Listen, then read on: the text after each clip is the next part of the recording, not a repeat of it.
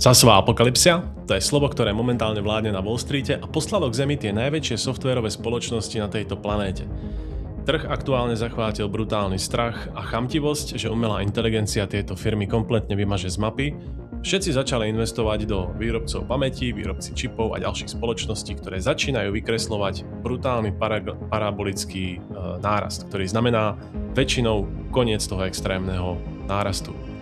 Ale možná práve teraz sa dívate na jednu z najväčších investičných príležitostí dekády, pretože práve tie veľké, silné a zdravé spoločnosti sú vo výpredaji niektoré 30 až 40%. Spoločnosti ako Micron, ako vidíte, tak za posledných 5 rokov, respektíve ani nie za 5 rokov, ale posledných pár mesiacov vykreslili parabolu a nárast zhruba z $90 už takmer na 1000. Sú toho plné novinky, že už majú triliónovú valuáciu. Veľmi podobne sa aktuálne chová na grafe i spoločnosť Samsung Electronics, ktorá je samozrejme veľmi dobrá, osobne som do nej investoval aj ja a poskytla veľmi pekný nárast za posledných pár mesiacov. SK Hynix, ďalšia zo spoločností, ktorá vidíte 1731% za posledných 5 rokov. Sú to firmy, u ktorých sa môžete na nich dívať, na tie tickery a možná s plačom v očiach a slzami v očiach si hovoríte, pokiaľ som tieto akcie nekúpil. Nie som si úplne istý, že či práve tento entry point a vstup je vhodný pre bežného investora. Myslím si, že súčasné valuácie sú zatím trošku prehnané a malinko našponované viac, než je to podľa mňa zdravé. Čo sa tým všetkým snažím povedať je, že som si pre vás pripravil analytický report, tentokrát ani nie od Goldman Sachs a z Merrill Lynch, ale môj vlastný analytický report, kde som si vytvoril bodový scoring a model, kde mám porovnanie valuáciu, nárast tržieb, earnings per share, to je zisk na akciu, schopnosť monetizovať AI a zavádzanie AI do spoločnosti, sentiment a v podstate každý z tých faktorov, ktorý som mal na ohodnotení od 0 do 10, tak som na konci riadku sčítal. A pomocí môjho AI modelu, ktorý používam na investovanie v akciách, tak som urobil nejaký priemer. Z tých 10 akcií, ktoré vidíte hneď na prvý pohľad, tak na prvý miesto mi vyšiel Microsoft. Na Microsoft sa môžeme podívať, pretože Microsoft mám osobne veľmi rád. Strašne utrpela táto akcia za posledných niekoľko mesiacov, pretože, tak ako som hovoril na začiatku, Wall Street a investori si myslia, že táto akcia už nikam ďalej rásť nebude. Anthropic a agenti nahradia Windows, nahradia ich klasický Office a nebude ich vôbec potreba. Realita je taká, že aktuálne napríklad dobrá analýza na Qualtrics, doporučujem podívať sa na to, hovorí v skratke Peter Lynch povedal, že existuje 100% korelácia medzi spoločnosťou a hodnotou akcií a ich diluted earnings per share. To znamená očakávaný earnings per share, ako vidíte historicky v prípade Microsoftu rástol a cena akcie, prípadne tento earnings, zisk na akciu kopíroval. Aktuálne ale došlo k tomu, že akcia prudko sa od zisku na akciu odtrhla, pretože investori presne kvôli tomu fundamentu a strachu spôsobili to, že utekajú a odchádzajú preč od tej spoločnosti. Realita je taká, že Microsoft v mojom reporte medzi prvými generuje enormné množstvo peňazí a keď sa podívate na ich aktuálny fundament, je to obrovský hyperscaler, ktorý není závislý už ani tak zďaleka na OpenAI, o ktorom si ešte dneska veľká časť analytikov stále myslí, že je ich hlavný AI motion a model, ale realita je taká, že Azure, Microsoft technológia buduje AI stack a enterprise platformu pre všetky spoločnosti sveta. A čo tým konkrétne myslím? Ja samozrejme z Azure Foundry a z Azure od Microsoftu mám praktickú skúsenosť. Toto je enterprise portál, v ktorom si môžete ako firma testovať aplikácie a vyrábať si vlastné modely. A nedávno som zistil, že pre veľkú časť z mojich známych kamarádov a tak ďalej bol veľký šok, keď sa podívali práve na Microsoft Azure, to je cloudová platforma, konkurencia Amazon Web Services alebo Google Cloud Platform, tak samotný Foundry obsahuje dneska v Microsofte modely ako je Claude Opus od Anthropicu, GPT Realtime 2, DeepSeek, Grok, majú tam modely výrobcov ako je Meta, ChatGPT, ChatLatest a hromadu ďalších. Môžete sa na to podívať v tom katalógu. Dokonca je tam Mistral európsky, ktorý môžete vlastne vyrábať modely a fine-tunovať sami a prispôsobovať si ho tak, ako chcete v rámci firemného prostredia. Mohli by sme pokračovať ešte veľmi dlho, pretože Microsoft, keď som videl, tak má vo svojom katalógu zhruba 9000 modelov. Hoci, ako vidíte, akcie na to podľa mňa skoro vôbec nereagujú a ten môj analytický report ukazuje, že tržby Microsoftu krásne rástli za posledných 6 kvartálov nasledovným spôsobom. Keď sa podívate tu vľavo na hore, tak je Microsoft, ich tržby rástli posledný kvartál 82 miliárd, predtým 81 miliárd 77 z pôvodných 69 pred 6 kvartálmi. Earnings per share taktiež postupne rastie a je tu veľká tendencia toho, že veľmi čoskoro zažijeme to, že sa ich earnings per share z roku 2024 až zdvojnásobí, s tým, že na grafe, keď sa podívate na Microsoft, tá situácia vypadá veľmi zaujímavo. Aktuálne sa Microsoft nachádza zhruba 30% pod svojím all-time high. Vidíte, vykreslila tu akcia krásny dvojitý vrchol a prepadla sa o 35%, aktuálne sa obchoduje zhruba 24% od svojho all-time high. Aby tá firma ale vyrástla a dosiahla znova svojho vrcholu, potrebuje nabrať zhruba 34% a to je podľa mňa veľmi dobrá príležitosť, pretože štatisticky sa Microsoft pohybuje smerom hore za posledných x rokov behom mája, respektíve júna, čo bývajú najsilnejšie mesiace v prípade Microsoftu. A krásne sa ukázalo, že má schopnosť sa od svojho priemeru odraziť. Tu vidíte, že sa krásne dotkla trendliny a i z hľadiska technickej analýzy sa zachoval Microsoft z hľadiska mojich predpokladov. Aktuálne táto pozícia Microsoft je u mňa v portfóliu zhruba 11%. Len za dnešok si Microsoft pripísal 3% a postupne si myslím, že má veľkú šancu sa odraziť od dna. Má pred sebou výsledky až 28. júla s tým, respektíve Joule, 28 Joule, s tým, že očakávam veľký nárast copilotov, to je vlastne prostredie, v ktorom vy používate AI v zabezpečenom firemnom prostredí a pokiaľ ste firma, tak ako som to písal u seba na Patreone v článku, tak jak to ja sám hodnotím, keď ste spoločnosť, ktorá potrebuje implementovať AI a chce ho dostať do veľkého množstva k svojim zamestnancom, tak je Microsoft jedna z najbezpečnejších volieb pre veľké firmy, ako adoptovať AI celofiremne. Ďalšia veľmi zaujímavá spoločnosť, o ktorej som ja ešte nikdy na YouTube ani na Patreone ešte nehovoril, historicky ServiceNow. Firma, v ktorej som si ja otvoril dneska svoju prvú historickú pozíciu a firma ma strašne zaujala a to z toho dôvodu, že ServiceNow ma prekvapil, že dneska obsahuje niečo ako AI kontrolnú väžu a je to záležitosť, ktorá pomáha akémukoľvek agentovi, AI agentovi, akémukoľvek modelu s akoukoľvek identitou centrálne manažovať a riadiť všetky modely na jednom mieste. Je to ako Agentic Hub, respektíve miesto, na ktorom manažujete agentov, staráte sa o nich a robíte tzv. Servis tých agentov, ktorých dneska vo firme budete mať. Je to fantastický nápad a fantastická idea. Samozrejme pre ServiceNow je tá doba, keď už agenti spolupracujú s ľuďmi súčasnosť, už to nie je len nejaká rozprávka a ServiceNow automaticky pracuje na tom, že keď máte v nejakom prostredí IT konzultanta alebo HR konzultanta alebo field techniciana, to je akoby technik v poli, ktorý má za úlohu sa nejakým spôsobom niečo zaškoliť, naučiť, odpracovať, pripraviť dokumentáciu, zdokumentovať a nafotiť nejaký protokol, respektíve servisuje nejakú napríklad ropnú väžu a potrebuje ju zdokumentovať, tak za pomoci fotiek a AI agentov na ceste domov môže vlastne ten servis jeho agent popísať, spracovať všetky requesty, ktoré k tomu potrebuje pre získanie nejakého schválenia, môže zatím vo svojom internom workflow odpracovať a s ďalšími kolegami začať orchestrovať a pripraviť pre toho daného technika výstupy.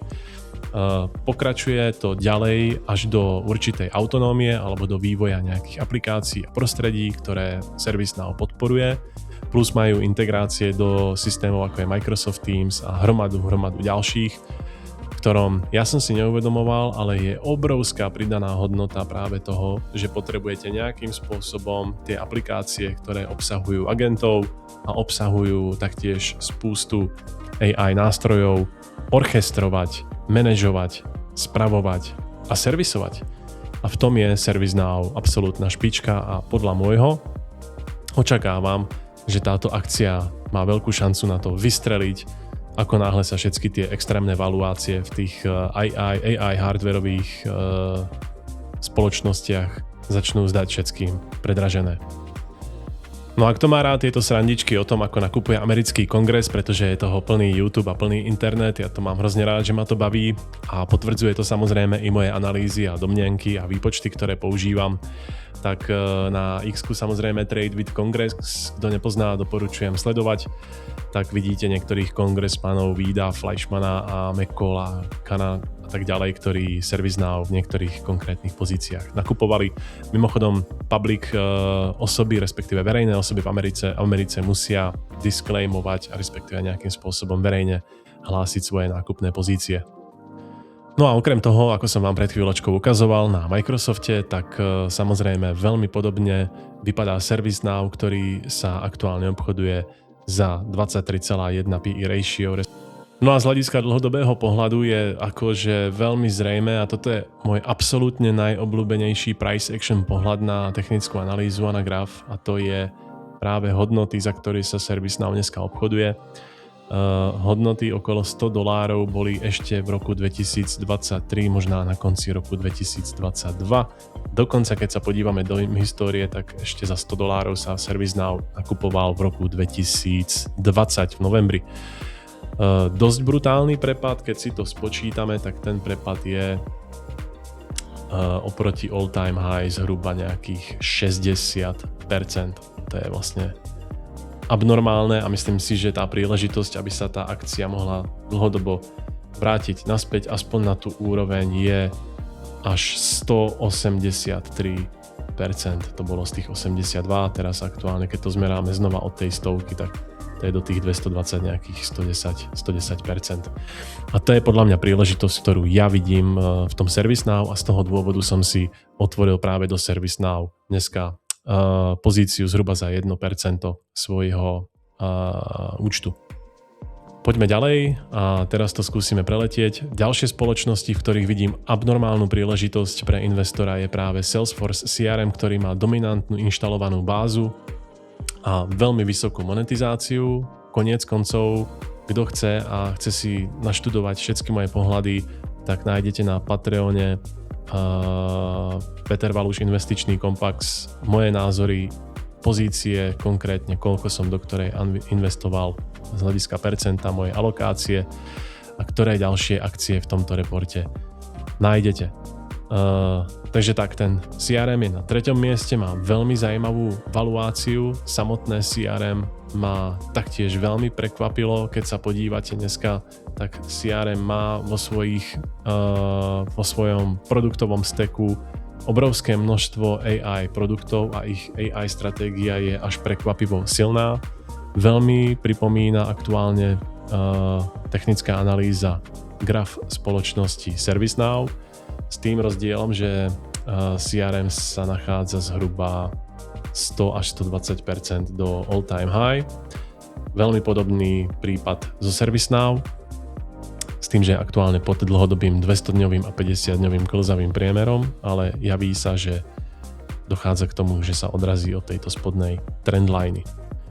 Z hľadiska čísel za posledných 6 kvartálov, tak ich tržby veľmi systematicky rástli. Za posledných 6 kvartálov sa posunuli z 9,4 miliard na 11,2, respektíve 11 200 miliónov dolárov.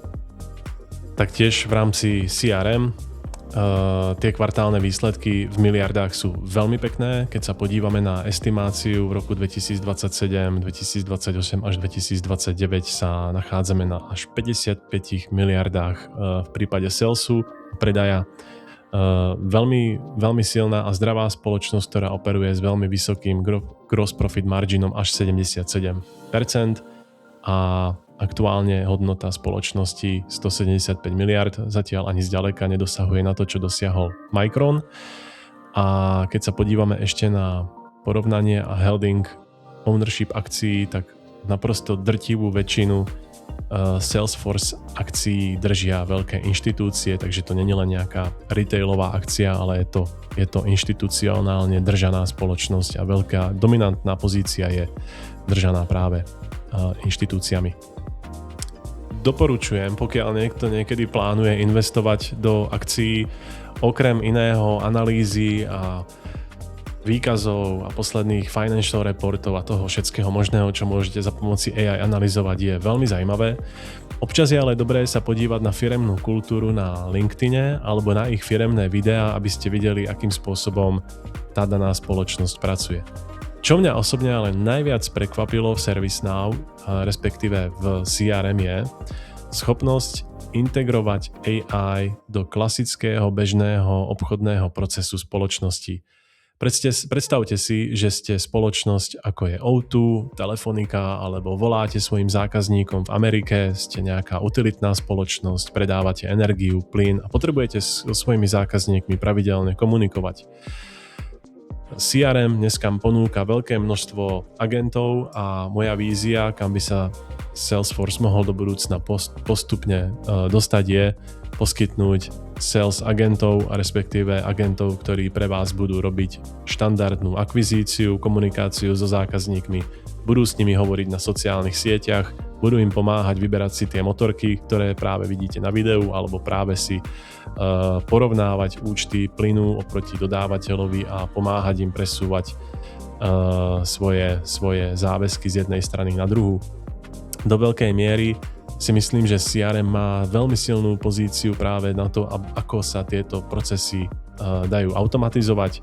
Nechcem povedať nahradiť, ale doplniť človekom manuálnu prácu práve tým agentom, respektíve pre veľké množstvo startupov a malých spoločností si naprosto dokážem predstaviť, jak agentická Salesforce môže pomôcť vygenerovať biznis, alebo pre spoločnosti, ktoré pracujú v viacerých časových zónach, to môže byť veľmi zaujímavá príležitosť.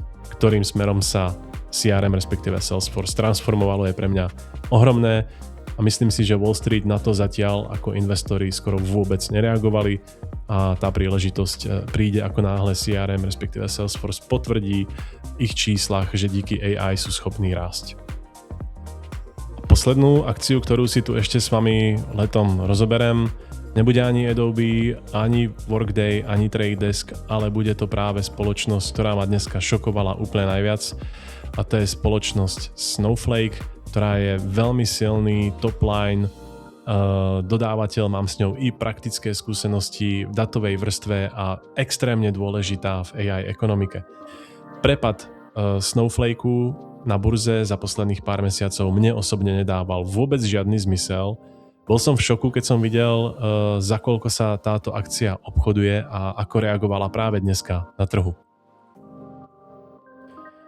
Snowflake na Happening Earnings, keď sa podívate na Happening eToro App, tak je tu veľmi krásne vidieť. Sotva nedávno, 27. mája, to bolo včera, deň predtým, než som natáčal toto video, reportovali ich kvartálne revenue, ktoré predčilo očakávanie Wall Streetu a vyrástli 33% do veľkej miery práve vďaka tomu, že základom každého úspešného AI a nasadenia AI do produkcie v rámci veľkých spoločností je práve dátová vrstva. Z hľadiska technickej analýzy Snowflake je na burze, respektíve môj ticker je k dispozícii až od roku 2020. Keď sa podívate, akcia klasicky sa obchodovala tu na nejakom channeli a bola niekedy v apríli, ešte pred mesiacom, na totálnom dne. Myslím si, že mala veľmi málo od toho, aby sa dotkla svojho all-time low, Čo sa ale stalo? Reportovali kvartálne výsledky, ktoré, jak som zmienil, boli veľmi pozitívne a vyrástli a Snowflake, ako vidíte, dneska reaguje tým, že aktuálne rastie počas trading hours 36%. A to je pre zavedenú firmu, ako je práve Snowflake, pre mňa šokujúce, pretože sa jedná o firmu, ktorá není úplne nejaký startup, je to firma, ktorá už má rozbehnutý enterprise business a veľké množstvo zákazníkov. A Wall Street a investori si asi až teraz uvedomili, že AI bez datovej vrstvy a datových partnerov, ako je práve Databricks, Snowflake, MongoDB a hromada ďalších, ktorí sú stále veľmi vypredaní na burze, respektíve Databricks na burze ešte není, ale ja sa na to IPO teším, tak toto je v prípade Snowflakeu úplne to isté. Takže ešte rekapitulácia na záver. V tom mojom hodnotení a v scoringu je Microsoft, ServiceNow a CRM na prvých 3 miestach. Mimochodom k tomu CRM som vám asi zabudol zmieniť $25 miliard spätný odkup akcií. Adobe, Workday, Trade Desk, MongoDB, PayPal, Snowflake a Atlassian, respektíve Team. Top AI kvalita za mňa je Microsoft, ServiceNow a CRM, ktoré sme si v tomto videu rozobrali. Inak na mojom Patreone nájdete hromadu ďalšej inšpirácie a nápadov. Mám tu dneska kolekcie, jak analyzovať akcie pomocou AI, ktorú postupne pripravujem, ETF a commodity pre investorov, ktorí majú radšej bezpečnejšie voľby ako výber konkrétnych akcií. Niečo málo ku kryptu, pretože mám skúsenosti z investovania do Etherea, Solany, Circle, Internet Group a ďalších. A sem tam urobíme nejaké live stream a akcie, kde vidíte krátke buď videá, analýzy alebo príspevky toho, akým spôsobom, do akých akcií investujem a nejaké nápady a myšlienky toho, kde nakúpiť a čo investovať. Pekné bolo napríklad 14. mája, keď som zverejnil video o optical networking segmentu, kde je spústa akcií, ako je Coherent, a taktiež 20. mája, keď som zverejnil svoj článok investícií do quantum computingu, tak sa náhodou stalo to, že 21. mája vyšla správa, že americká vláda investuje miliardy do kvantových počítačov, IonQ, Rigetti a ďalšie, ktoré sme tu diskutovali v investičnom klube, tak sme niektorí z nich na tom sa viezli pekne a zobrali si 30-40% zisky. Takže držím palce, ak kto chce, zanechajte svoj odkaz, prípadne sa príďte podívať na Patreon a môžeme si spolu pokecať alebo si niečo napísať.